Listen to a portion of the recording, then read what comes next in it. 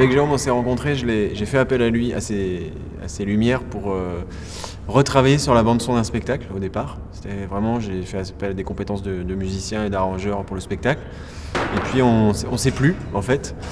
Et du coup, j'ai pensé à lui pour un premier spectacle et j'ai voulu vraiment de suite travailler sur le son mêlé au mouvement dès les prémices de la création.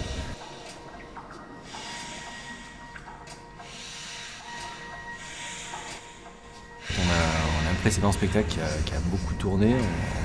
On a passé beaucoup de temps dans un camion ensemble, à papoter, à se donner envie, à essayer, à se dire ça m'intéresse.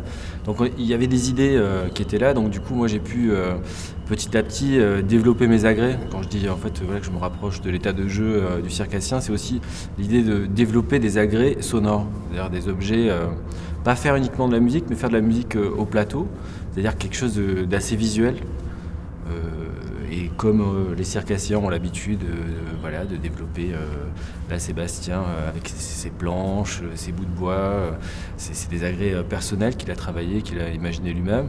L'idée c'est d'arriver à créer une fragilité aussi. Il y a cette écoute qui doit être sensible entre nous, vraiment ténue, quoi. Et donc ça participe à ça, quoi. Il y a ce léger stress positif, quoi.